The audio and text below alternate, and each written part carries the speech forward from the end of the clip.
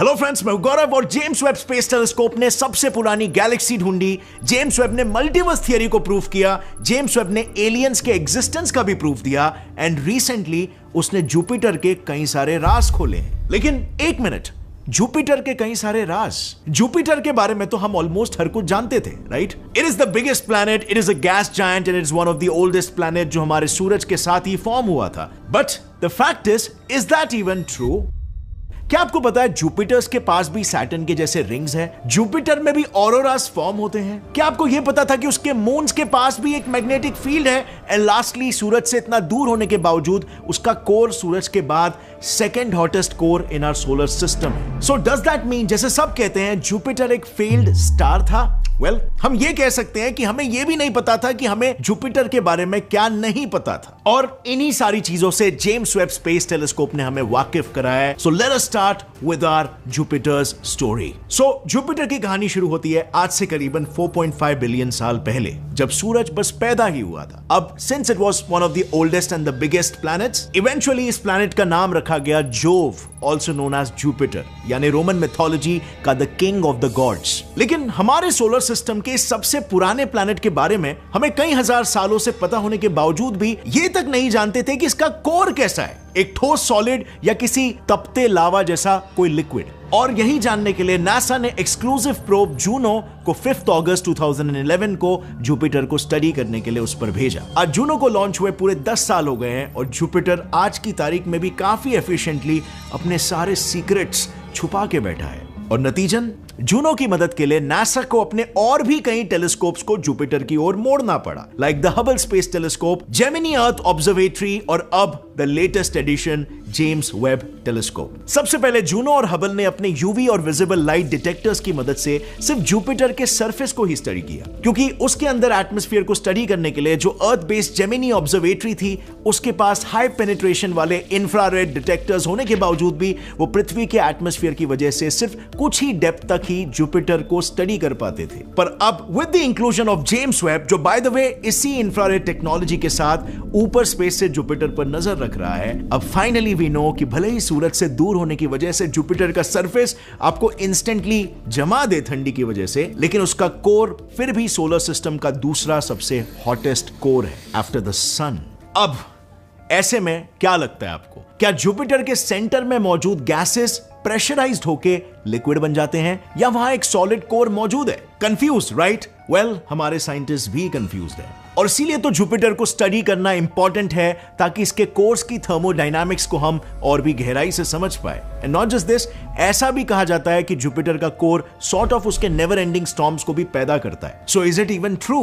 Well, actually अब तक visible और यूवी रेंज में खींची गई जुपिटर की इन इमेजेस ने हमें काफी पहले ही बता दिया था कि उसके ऊपर मौजूद डार्क और लाइट बैंड्स असल में 644 किलोमीटर/आवर की रफ्तार से बहते अलग अलग गैसेस है और वो एक दूसरे के ऑपोजिट डायरेक्शन में बहते हैं। पर ऑपोजिटली बहते इन गैशियस बैंड्स ने आज से करीबन 400 साल पहले जुपिटर के सदर्न हेमिस्फीयर में एक बड़ा सा बवंडर क्रिएट किया था, जो आज की तारीख में एटलीस्ट 2 पृथ्वी को निगल जाए उतना बड़ा था और जिसका नाम रखा गया the great red spot. Astronomers इस बवंडर को कब से समझने की कोशिश कर रहे हैं कि तभी उसके बारे में एक और खबर सामने आई। The great red spot is shrinking, यानी कि जुपिटर में कुछ तो ऐसा हो रहा है जिसकी वजह से ये स्टॉर्म थम रहा है और इसका नॉलेज हमें अपने पृथ्वी के स्टॉर्म्स को रोकने में भी मदद कर सकता है। अब जरा इसे देखो, ये वही इमेज है जिसे रिसेंटली जेम्स वेब ने अपने नियर इंफ्रारेड कैमरा से खींची है। इस सिर्फ एक इमेज में भी 3 डिफरेंट कलर फिल्टर्स की मदद से जुपिटर के कई राज खोले गए हैं। सबसे पहले इस इमेज में जो रेड फिल्टर है वो उन चीजों को दर्शाता है जो मोर और लेस ऊपरी लेयर्स में है, जैसे कि अमोनिया और आइस क्रिस्टल से भरे धुंधले गैस क्लाउड्स, और फिर उनके ऊपर मंडराते हुए ऑरोरा शाइन करते हैं। जी हां, जैसे मैंने पहले कहा था, जुपिटर पर भी ऑरोरा शाइन करते हैं। इनफैक्ट उस पर तो इतने पावरफुल और कॉन्स्टेंटली चमकते हुए ऑरोरास बनते हैं कि उस एनर्जी से 100 टेरावाट्स तक की बिजली पैदा की जा सकती है। फॉर कंपैरिजन, ये इतनी बिजली है जितनी 1 लाख पावर प्लांट्स मिलकर भी पैदा नहीं कर सकते हैं। But just think for a while, हम जुपिटर के मुकाबले सूरज से ज्यादा नजदीक हैं, एंड येट हम तक इतने इंटेंस ऑरोरास क्रिएट करने वाले सोलर फ्लेयर्स नहीं पहुंच रहे हैं। Now how is that even possible? Well, that is possible because हमारे पास भी जुपिटर की तरह 3 अजीबोगरीब मून्स होने की जरूरत है। यस, जुपिटर पर ऑरोराज मेजरली सूरज नहीं बल्कि उसके 3 सबसे नजदीकी चांद प्रोड्यूस करते हैं, स्पेशली आयो और गैनीमीड। एक्चुअली आयो, यूरोपा और गैनीमीड एक 4:2:1 के ऑर्बिटल रेजोनेंस में जुपिटर के चक्कर काटते हैं। मीनिंग जब आयो 4 चक्कर काटता है तब सेकंड मून यूरोपा 2 चक्कर काटता है और थर्ड मून गैनीमीड सिर्फ 1 चक्कर। अब अगर यूरोपा को साइड किया जाए तो आयो ठहरा वोल्केनिकली एक्टिव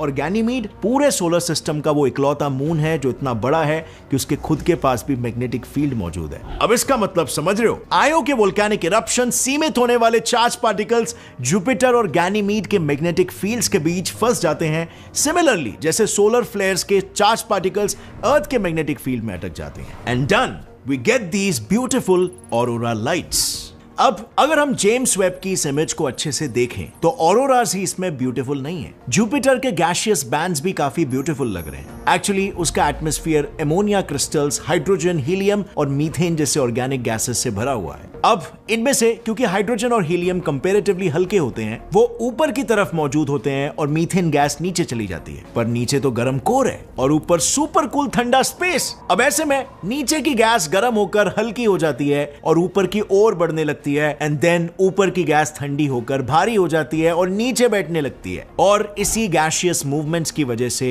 क्रिएट हुआ है हमारे पूरे सोलर सिस्टम का सबसे बड़ा storm, the great red spot. अब इसी सेम इमेज में ग्रेट रेड स्पॉट सबसे अलग, समवॉट सफेद नजर आ रहा है, और वो इसीलिए क्योंकि बस इतना समझ लो कि इस पूरे इमेज में कलर के अलावा शेड्स की बहुत इंपॉर्टेंस है। जितने भी ब्राइटर शेड्स वाले एरियाज हैं including the great red spot, वो असल में हाई ऑल्टीट्यूड में मौजूद चीजों को दर्शाता है, व्हिच मींस कि अगर समझो जुपिटर पर माउंट एवरेस्ट होता तो उसे भी ब्राइटर शेड में ही दिखाया जाता। यानी इस हिसाब से मैं जो कह रहा हूं वो ये है कि द ग्रेट रेड स्पॉट सिकुड़ रहा है, वो एक्चुअली में किसी माटी के घड़े की तरह बस घूमते घूमते ऊंचा उठ रहा है। पर अब जरा एक सेकंड रुको और सोचो, जुपिटर एक मैसिव प्लैनेट है, उसका कोर लगभग सूरज जितना ही गर्म है, वो लगभग सूरज के साथ साथ ही बना है, और जैसे कि हमने अभी देखा वो भी सूरज की तरह हाइड्रोजन और हीलियम से ही भरा हुआ है। सो क्या सोलर सिस्टम के शुरुआती सालों में इसका 1% भी चांस था कि आज हमारे सोलर सिस्टम में शायद एक की जगह 2 सूरज होते?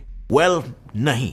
एक्चुअली में कई लोग मानते हैं कि Jupiter is a failed star, but not really. Actually solar system के शुरुआत से लेकर अब तक सूरज से भी कहीं ज्यादा जुपिटर ने सोलर सिस्टम को बनाने में योगदान दिया है। उसने कई इनकमिंग एस्टेरॉइड्स और कॉमेट्स को ग्रेविटी से अपनी ओर खींचकर बाकी प्लैनेट्स की जान बचाई है। पर इतना मास गेन करने के भी बावजूद जुपिटर की लोकेशन ही ऐसी थी कि वो सूरज जितना मास गेन ही नहीं कर पाया। और आज अगर उसे एक छोटा स्टार भी बनना है तो अपने प्रेजेंट मास से उसे एटलीस्ट 83 से 85 टाइम्स और मास गेन करना पड़ेगा। और अगर उसे एक फेल स्टार भी बनना है तो उसे करंट मास से करीब 13 टाइम्स ज्यादा मास लगेगा। मतलब मार्स और जुपिटर के मौजूद सारे एस्ट्रॉइड्स को भी अगर जुपिटर खा लेगा तब भी वो एक फेल स्टार नहीं बन सकता। So yes, Jupiter as a fail star is just a myth.